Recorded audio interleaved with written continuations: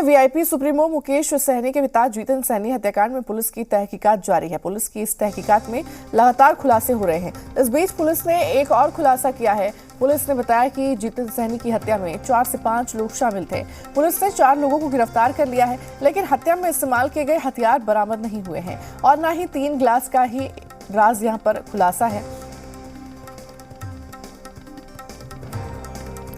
अब इस पर आप बता दें कि बड़े सवाल खड़े हो रहे हैं। फिलहाल पुलिस ने सितारे, छोटे लहेरी, मोहम्मद आजाद नाम के 3 और आरोपियों को गिरफ्तार किया है।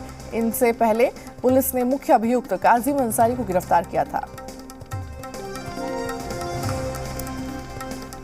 टोटल 4 लोगों की गिरफ्तारी, क्योंकि पहले जो काजिम अंसारी का हुआ था, अभी 3 की गिरफ्तारी है।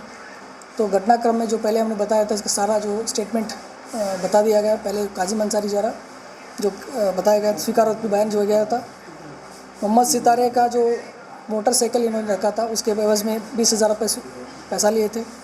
छोटे लहरी 6,000 रुपये सूद लिए थे, उनके एवज में ज़मीन का कागज़ रखे हुए थे।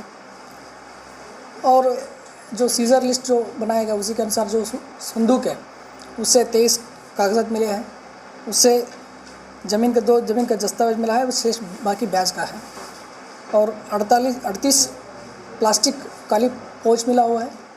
ये प्रथम दृष्टया लगता है कि शराब सेवन करके फेंका गया हो। वीआईपी सुप्रीमो मुकेश सहनी के पिता जीतन सहनी की हत्या 15 तारीख को देर रात हुई थी। मैं आपको बता दूं कि यही वह घर है जिसमें उनकी हत्या हुई थी। इन सब बीच में आपको कुछ जानकारी देना चाहूंगा। जानकारी ये है कि 15 तारीख को देर शाम काजिम अंसारी अपने 3 साथियों के साथ जीतन सहनी के पास पहुंचा था और उनसे वार्तालाप की। बात करने के दौरान उन्होंने अपने जमीन के पेपर मांगा और मांगने के बाद उन्होंने साफ तौर से कहा था कि आप मुझे पेपर दे दें और पेपर मैं जमीन बेच करके और आपका जो पैसा बाकी है वो मैं आपको दे दूंगा, जो सूद पर मैंने आपसे लिया है। 4% सूद पर उन्होंने 1.5 लाख रुपया जीतन सहनी से लिया था और उस सूद समेत जो भी रकम थी उसको लौटाने की बात उन्होंने कही। लेकिन दोनों के बीच में नोकझोंक हुई, लेकिन वो जमीन का पेपर उनको वापस नहीं हो पाया। और ये 4 व्यक्ति और भी जो थे, 4 व्यक्ति, मैं आपको बता दूं कि 3 व्यक्ति अंदर गए थे, घर के अंदर गए थे। एक व्यक्ति जो था वो घर के पीछे रेकी कर रहा था और एक व्यक्ति, जो पुलिस के सूत्र बता रहे हैं, एक व्यक्ति मेन रोड पर रेकी कर रहा था। कुल 5 लोगों की बात भी सामने आ रही है, लेकिन अभी तक 4 ही की जानकारी हमें प्राप्त है। इन सब बातों के बीच जो इस्तेमाल चाकू है, वो चाकू घर के पीछे जो तालाब है, जो पानी है, उसमें उन लोगों ने फेंक दिया। चूंकि काजिम नशे की हालत में था, उसे ये याद नहीं है वो चाकू कहाँ फेंका, लेकिन वो पुलिस को बार बार यही बात कह रहा है कि मैंने वो चाकू जो है इसी पानी में खिड़की के माध्यम से फेंका है। इन सब बातों को लेकर के करने के बाद जब लोग फिर पीछे के रास्ते से निकल कर और वापस हो जाते हैं। इन सब बातों को लेकर के घटनाक्रम कुल यही है। और इसके बाद जैसे ही सुबह होती है तो लोग यहाँ पर विनोद बम्पर को जानकारी होती है, वो डीएसपी को जानकारी देते हैं, पुलिस पहुंचती है। पुलिस पहुंचने के बाद मामले की जांच होती है। लेकिन सबसे बड़ी बात यह है कि काजिम ने हत्या क्यों किया, ये अपने आप में एक बड़ा सवाल है। इनका क्या क्या कारोबार था, ये भी दूसरा सवाल है।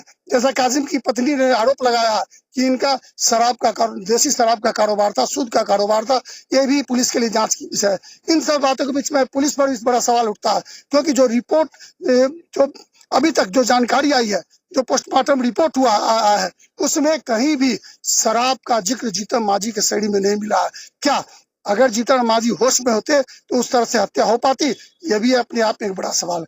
कई ऐसे बिंदु हो जो पुलिस पर भी सवाल उठ रहे हैं, क्या जांच कर रही है। लेकिन इन सब बातों के बीच सबसे बड़ी बात है, मुख्य बात यह है कि 4 लोगों को पुलिस ने गिरफ्तार कर लिया है, जिसका प्रेस कॉन्फ्रेंस भी किया है।